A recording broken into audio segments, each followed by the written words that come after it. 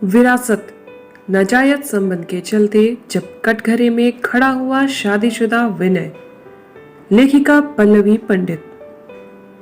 दोस्तों, वीडियो में आगे बढ़े इससे पहले आप सबसे रिक्वेस्ट है, अगर आप चैनल पर नए हैं तो प्लीज ढेर सारी नई नई कहानियों को सुनने के लिए चैनल को सब्सक्राइब जरूर कर लीजिएगा।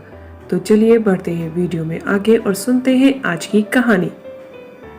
कई दिनों से एक बात मन में बार बार उठ रही है कि इंसान को शायद अपने कर्मों का फल इस जीवन में ही भोगना पड़ता है। यह बात नहीं है कि मैं टेलीविजन में आने वाले क्राइम और भक्ति प्रधान कार्यक्रमों से प्रभावित हो गया हूँ।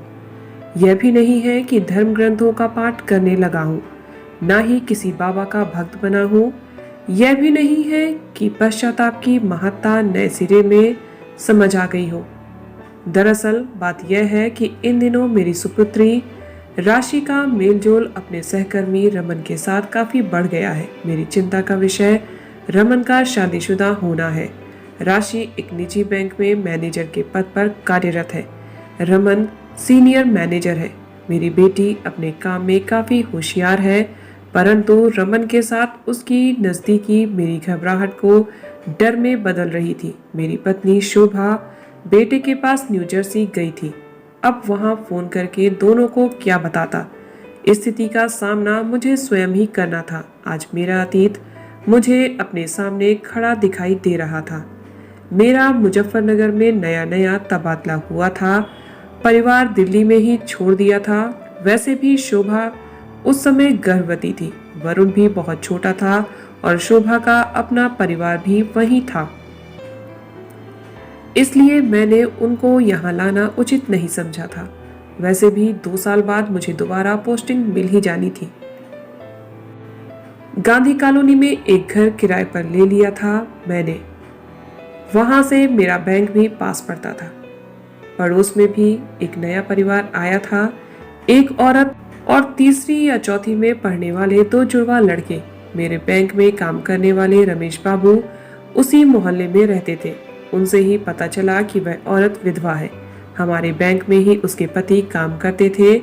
कुछ साल पहले बीमारी की वजह से उनका देहांत हो गया था। उन्हीं की जगह उस औरत को नौकरी मिली थी। पहले अपनी ससुराल में रहती थी, परंतु पिछले महीने ही उनके तानों से तंग आकर यहाँ रहने आई थी। बचकर रहना विनय जी, बड़ी चालू औरत है, हाथ भी नहीं रखने देती। जाते जाते रमेश बाबू यह बताना नहीं भूले थे, शायद उनकी कोशिश का परिणाम अच्छा नहीं रहा होगा, इसलिए मुझे सावधान करना उन्होंने अपना परम कर्तव्य समझा। सौजन्य हमें विरासत में मिला है और पड़ोसियों के प्रति स्नेह और सहयोग की भावना हमारी अपनी कमाई है। इन 3 गुणों का हम पुरुष वर्ग पूरी ईमानदारी से जतन तब और भी करते हैं जब पड़ोस में एक सुंदर स्त्री रहती हो। इसलिए पहला मौका मिलते ही मैंने उसे अपने सौजन्य से अभिभूत कर दिया। ऑफिस से लौटकर मैंने देखा वह सीढ़ियों पर बैठी हुई थी। आप यहाँ क्यों बैठी हैं? मैंने पूछा। जी सर, मेरी चाबी कहीं गिर गई है, बच्चे आने वाले हैं, समझ नहीं आ रहा क्या करूं। आप परेशान ना हो, आओ मेरे घर में आ जाओ। जी, मेरा मतलब है आप अंदर चलकर बैठिए, तब तक मैं चाबी बनाने वाले को लेकर आता हूँ। जी, मैं यही इंतजार कर लूंगी, जैसी आपकी मर्जी। थोड़ी देर बाद रचना जी के घर की चाबी बन गई और मैं उनके घर में बैठकर चाय पी रहा था। आधे घंटे बाद उनके बच्चे भी आ गए। दोनों मेरे बेटे वरुण की ही उम्र के थे। पल भर में ही मैंने उनका दिल जीत लिया। जितना समय मैंने शायद अपने बेटे को नहीं दिया था, उससे कहीं ज्यादा मैं अखिल और निखिल को देने लगा था। उनके साथ क्रिकेट खेलना, पढ़ाई में उनकी सहायता करना, रविवार को उन्हें लेकर मंडी की चाट खाने का तो जैसे नियम बन गया था। रचना जी अब रचना हो गई थी। अब किसी भी फैसले में रचना के लिए मेरी अनुमति महत्वपूर्ण हो गई थी। इसलिए मेरे समझाने पर उसने अपने दोनों बेटों को स्कूल के बाकी बच्चों के साथ पिकनिक पर भेज दिया था। सरकारी बैंक में काम हो न हो, हड़ताल तो होती ही रहती है। हमारे बैंक में भी 2 दिन की हड़ताल थी, इसलिए उस 2 दिन मैं घर पर ही था। अमूमन छुट्टी के दिन मैं रचना के घर ही खाना खाता था, परंतु उस रोज बात कुछ अलग थी। घर में दोनों बच्चे नहीं थे। क्या मैं अंदर आ सकता हूँ रचना? अरे विनय जी, अब क्या आपको भी आने से पहले इजाजत लेनी पड़ेगी? खाना खाकर दोनों टीवी देखने लगे। थोड़ी देर बाद मुझे लगा रचना कुछ असहज सी है। क्या हुआ रचना, तबीयत ठीक नहीं है क्या? कुछ नहीं, बस थोड़ा सिर दर्द है।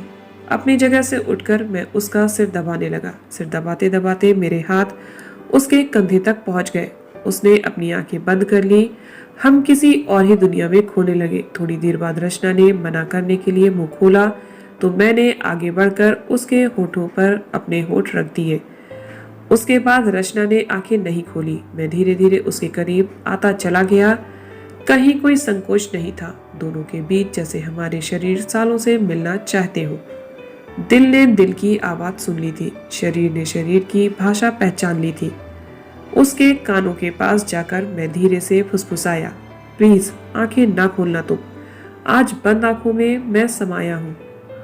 न जाने कितनी देर हम दोनों एक दूसरे की बाहों में बंधे चुपचाप लेटे रहे। दोनों के बीच की खामोशी को मैंने ही तोड़ा। मुझसे नाराज तो नहीं हो तुम? नहीं, परंतु अपने आप से हूँ। आप शादीशुदा हैं और रचना, शोभा से मेरी शादी महज एक समझौता है जो हमारे परिवारों के बीच हुआ था। बस उसे ही निभा रहा हूँ। प्रेम क्या होता है यह मैंने तुमसे मिलने के बाद ही जाना, परंतु विवाह, रचना, क्या 7 फेरे प्रेम को जन्म दे सकते हैं? 7 फेरों के बाद पति पत्नी के बीच सेक्स का होना तो तय है, परंतु प्रेम का नहीं। क्या तुम्हें पछतावा हो रहा है रचना? प्रेम शक्ति देता है, कमजोर नहीं करता। हाँ, वासना पछतावा उत्पन्न करती है। जिस पुरुष से मैंने विवाह किया उसे केवल अपना शरीर दिया, परंतु मेरे दिल तक तो वह कभी पहुंच ही नहीं पाया। फिर जितने भी पुरुष मिले उनकी गंदी नजरों ने उन्हें मेरे दिल तक आने ही नहीं दिया, परंतु आपने मुझे एक शरीर से ज्यादा एक इंसान समझा। इसलिए वह पुराना संस्कार जिसे अपने खून में पाला था कि विवाहेतर संबंध नहीं बनाना, आज टूट गया। शायद आज वह समाज के अनुसार चरित्रहीन हो गई। फिर कई दिन बीत गए। हम दोनों के संबंध और प्रगाढ़ होते जा रहे थे।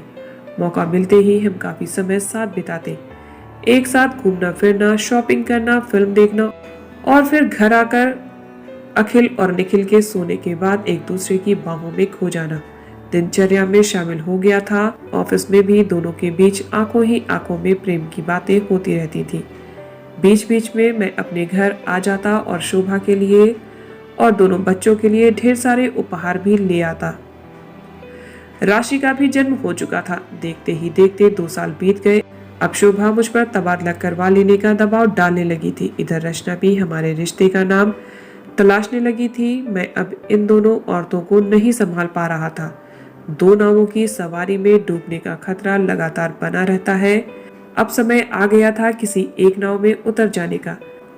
रचना से मुझे वह मिला जो मुझे शोभा से कभी नहीं मिल पाया था, परंतु यह भी सत्य था कि जो मुझे शोभा के साथ रहने में मिलता वह मुझे रचना के साथ कभी नहीं मिल पाता, और वह था मेरे बच्चे और सामाजिक सम्मान। यह सब कुछ सोचकर मैंने तबादले के लिए आवेदन कर दिया। तुम दिल्ली जा रहे हो? रचना को पता चल गया था, हालांकि मैंने पूरी कोशिश की थी उससे यह बात छिपाने की। बोला, हाँ, वहां जाना तो था ही और मुझे बताने की जरूरत भी नहीं समझी।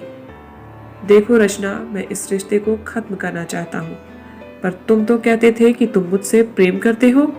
हाँ, करता था, परंतु अब नहीं करते।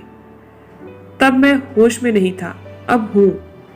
तुम कहते थे शोभा मान जाएगी, तुम मुझसे भी शादी करोगे। अब क्या हो गया? तुम पागल हो गई हो क्या? एक पत्नी के रहते क्या मैं दूसरी शादी कर सकता हूँ? मैं तुम्हारे बिना कैसे रहूंगी? क्या जो हमारे बीच था वह महज? रचना, देखो, मैंने तुम्हारे साथ कोई जबरदस्ती नहीं की। जो भी हुआ उसमें तुम्हारी भी मर्जी शामिल थी। तुम मुझे छोड़ने का निर्णय ले रहे हो। ठीक है, मैं समझ सकती हूँ, तुम्हारी पत्नी है, बच्चे हैं। दुख मुझे इस बात का है कि तुमने मुझे एक बार भी बताना जरूरी नहीं समझा। अगर मुझे पता नहीं चलता तो तुम शायद मुझे बिना बताए ही चले जाते। क्या मेरे प्रेम को इतने सम्मान की अपेक्षा नहीं करनी चाहिए थी? तुम्हें मुझसे किसी तरह की अपेक्षा नहीं करनी चाहिए थी। मतलब तुमने मेरा इस्तेमाल किया और अब मन भर जाने पर मुझे हाँ किया, जाओ क्या कर लोगी। मैंने मजा किया तो क्या तुमने नहीं किया? पूरी कीमत चुकाई है मैंने। बताऊं तुम्हें कितना खर्च किया है मैंने तुम्हारे ऊपर? कितना नीचे गिर गया था मैं, कैसे भूल गया था मैं वह सब। यह मैं भी जानता था कि रचना ने कभी खुद पर या बच्चों पर ज्यादा खर्च नहीं करने दिया था। उसके अकेलेपन को भरने का दिखावा करते करते मैंने उसी का फायदा उठा लिया था। मैं तुम्हें बताऊंगी कि मैं क्या कर सकती हूँ। आज जो तुमने मेरे साथ किया वह किसी और लड़की के साथ ना करो, इसके लिए तुम्हें सजा मिलनी जरूरी है।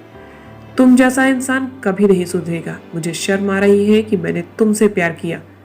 उसके बाद रचना ने मुझ पर रेप का केस कर दिया। केस की बात सुनते ही शोभा और मेरे ससुराल वाले और परिवार वाले सभी मुजफ्फरनगर आ गए। मैंने रो रो कर शोभा से माफी मांगी। अगर मैं किसी और पुरुष के साथ संबंध बनाकर तुमसे माफी की उम्मीद करती तो क्या तुम मुझे माफ कर देते विनय? मैं एकदम चुप रहा। क्या जवाब देता? चुप क्यों हो, बोलो। शायद नहीं, शायद हाँ, हाँ हाँ, यकीनन तुम मुझे माफ नहीं करते। पुरुष जब बेवफाई करता है तो समाज स्त्री से उसे माफ कर आगे बढ़ने की उम्मीद करता है, परंतु जब यही गलती एक स्त्री से होती है तो समाज उसे कई और नाम दे डालता है। जिस स्त्री से मुझे नफरत होनी चाहिए थी, मुझे उस पर दया भी आ रही थी और गर्व भी हो रहा था, क्योंकि इस पुरुषदम्भी समाज को चुनौती देने की कोशिश उसने की थी।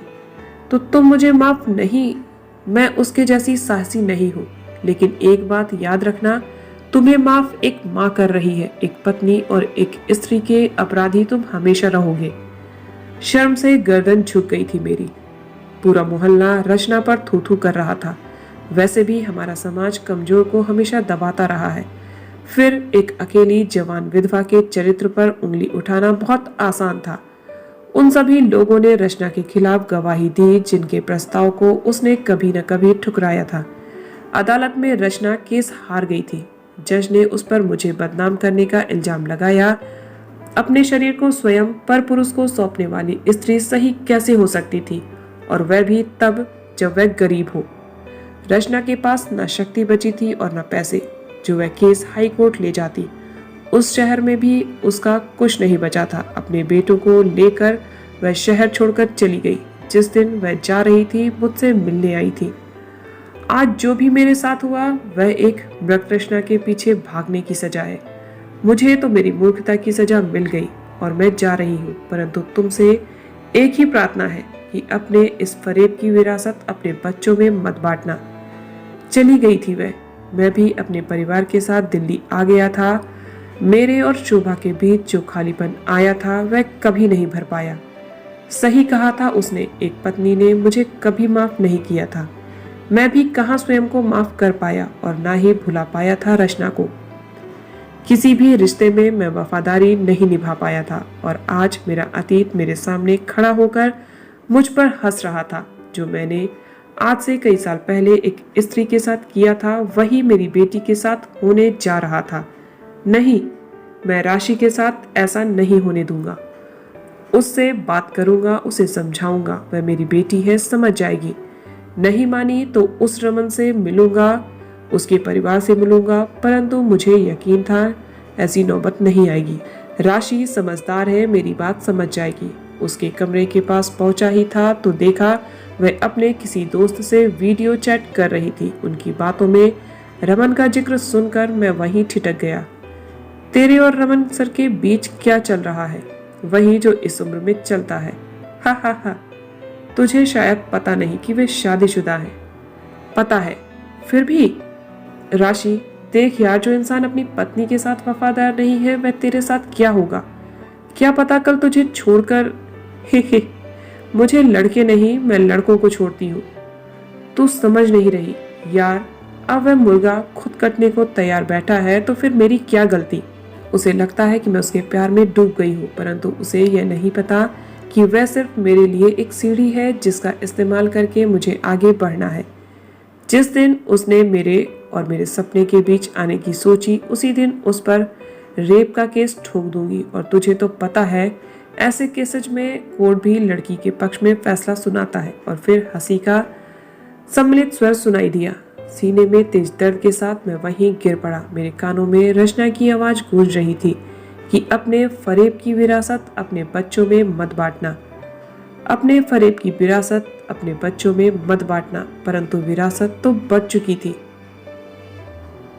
तो दोस्तों, आपको ये कहानी कैसी लगी कमेंट करके जरूर बताइएगा। इसी तरह की ढेर सारी कहानियों को सुनने के लिए चैनल को सब्सक्राइब जरूर कर लीजिएगा। तो चलिए मिलते हैं नेक्स्ट वीडियो में एक और नई कहानी के साथ। तब तक आप सब हंसते रहिए, मुस्कुराते रहिए, खुश रहिए। Bye bye, take care.